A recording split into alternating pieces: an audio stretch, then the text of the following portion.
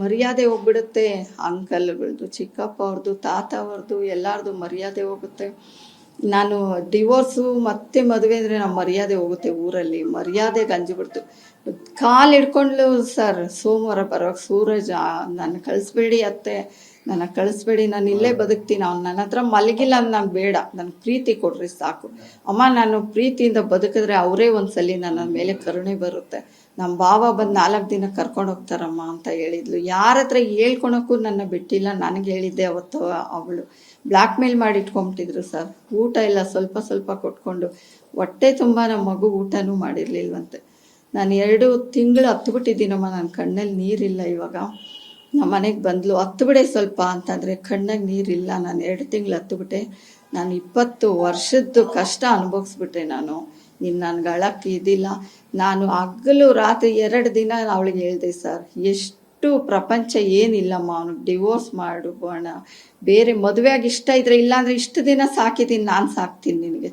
ಆಗ ಅವಳು ತುಂಬ ನೊಂದ್ಬಿಟ್ಟಿದ್ಲು ಸರ್, ತುಂಬ. ನನ್ನ ಮಗಳ ಹತ್ರ ಒಂದು ಕಪ್ಪು ಚುಕ್ಕೆ, ಅವ್ರು ಏನು ಅಪವಾದ ಹಾಕಿದ್ರು ಇವಾಗ ಕಪ್ಪು ಚುಕ್ಕೆ ಹುಡ್ಕೋಕ್ಕಾಗಲ್ಲ ಸರ್. ಅಂಥ ಮಗು ಇನ್ನು ಯಾವ ದೇವ್ರ ಹತ್ರ ಹೋಗ್ಬಿಟ್ಲು. ಇನ್ನೊಬ್ರಿಗೆ ಇರೋದು ಇಲ್ಲ, ಇರೋಕ್ಕೆ ಚಾನ್ಸ್ ಇಲ್ಲ. ನನ್ನ ಮಗಳು ಅಷ್ಟು ಪ್ಯೂರಾಗಿ ಬದುಕ್ತಾ ಇದ್ಲು. ಎಷ್ಟು ಒಂದು ನಿಮಿಷ, ಒಟ್ಟಾರೆ ಏನ್ ಸಮಸ್ಯೆ ಏನಾಗಿತ್ತು ಅಂತ ಈಗ ದೊಡ್ಡ ಪ್ರಶ್ನೆ ಇರುವಂತದ್ದು. ಗಂಡ ಹೆಂಡತಿ ಮತ್ತೆ ಇದು ಸಮಸ್ಯೆ ಏನು, ನಿಮ್ಮ ಹತ್ರ ಏನ್ ಹೇಳ್ಕೊಂಡಿದ್ರು? ಅದೇ ಅವಳು ಸಮಸ್ಯೆ ಅಂದ್ರೆ ಅವಳಿಗೂ ಹೇಳ್ತಾ ಇರ್ಲಿಲ್ಲ.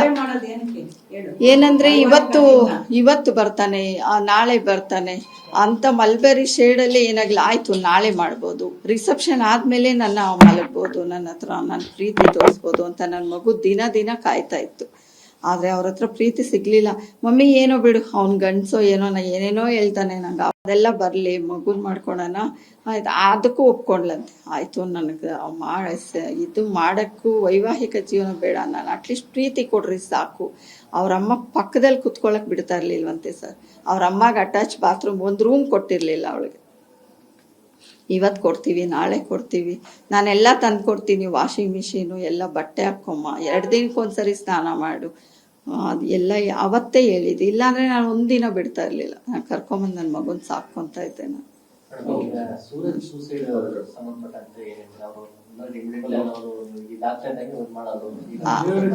ಅದೇ ಸೂಸೈಡ್ ಅಂದ್ರೆ ಸರ್, ಅವರು ತಪ್ಪು ಅವ್ರಿಗೆ ಅರಿವಾಗ್ಬಿಡ್ತು. ನಮ್ಮ ಮಗು ಮೋಸ ಮಾಡ್ಬಿಟ್ಟೆ ಅಂತ ಅವ್ರಿಗೆ ಗಿಲ್ಟ್ ಕಾಡ್ಬಿಟ್ಟಿದೆ. ಅವ್ರ ತಪ್ಪು ಅರಿವಾಯ್ತು, ಅವನಿಗಿನ್ ಬದುಕಕ್ಕೆ ಚಾನ್ಸ್ ಇಲ್ಲ. ನನ್ನ ಮಗು ಅಷ್ಟು ಪ್ರೀತಿ ತೋರಿಸ್ತಾ ಇತ್ತು, ಅದಕ್ಕೆ ಹೋಗಿ ಮಾಡ್ಕೊಂಡಿದ್ದಾನೆ. ಅವ್ರು ಏನೇ ಅಪವಾದ ಹಾಕಿದ್ರು ಪ್ರಪಂಚನೆಲ್ಲ ಕೇಳಿ ಸರ್, ಎಲ್ಲ ಟೆಸ್ಟ್ ಮಾಡಿ ನನ್ನ ಮಗು ಕಪ್ಚುಕ್ಕೆ ಬದುಕಿಲ್ಲ. ಲಾಸ್ಟಲ್ಲಿ ಅವಳ ಆತ್ಮಕ್ಕೆ ಶಾಂತಿ ಸಿಗ್ಬೇಕು. ಅವ್ರು ಏನು ಅಪವಾದ, ಅವರು ಕೇಳ್ಬೋದಿತ್ತಲ್ಲ ಪೊಲೀಸ್ ಅವ್ರ ಹತ್ರ ಬಂದು, ಈ ಥರ ಹುಡುಗಿ ಇದ್ಲು, ಇವಾಗ ಯಾಕೆ ಸರ್ ಆ ಥರ ಅಪವಾದ ಹಾಕ್ಬೇಕು, ಆ ಥರ ಹುಡುಗಿ ಇವಳು ಅಂತ ತೋರಿಸ್ಬೋದಿತ್ತಲ್ಲ. ಒಂದು ಹುಡುಗನ ಹತ್ರ ತಲೆ ಎತ್ತಿ ಮಾತಾಡ್ತಾ ಇರಲಿಲ್ಲ. ಕಾಲೇಜಲ್ಲಿ ವಿಚಾರಿಸಿ, ಎಲ್ಲ ವಿಚಾರಿಸಿ, ಅವ್ರು ಏನು ಅಪವಾದ ಹಾಕಿದ್ರು ಅವ್ರು ಸುಮ್ಮನೆ ಒಂದು ಇವಾಗ ರೀಸನ್ ಸಿಗ್ಬೇಕಷ್ಟೆ. ಆ ಥರ ಮಾಡಿದ್ರು. ಅವರು ಹೇಳ್ಬೋದಿತ್ತಲ್ಲ, ತಲೆ ಮರ್ಸ್ಕೊಂಡು ಹೋಗೋದು ಏನಿದೆ, ನಮ್ಮಲ್ಲಿ ತಪ್ಪಿಲ್ಲ ಅಂದರೆ ಇವಾಗ ನಾವು ಮನೇಲೇ ಇದ್ದೀರ, ಅವ್ರ ಕಡೆ ಯಾರಾದರೂ ಬರಲಿ, ಅವ್ರು ಯಾಕೆ ಹೋಗ್ಬೇಕಾಯ್ತು ಮನೆ ಬಿಟ್ಟು? ತುಂಬ ಕ್ರಿಮಿನಲ್ ಜನ ಸರ್, 2 ಮುಖವಾಡ. ಆ ಥರ ಪ್ರಪಂಚಕ್ಕೆ ಇನ್ನು ಯಾರು ಬೇಡ.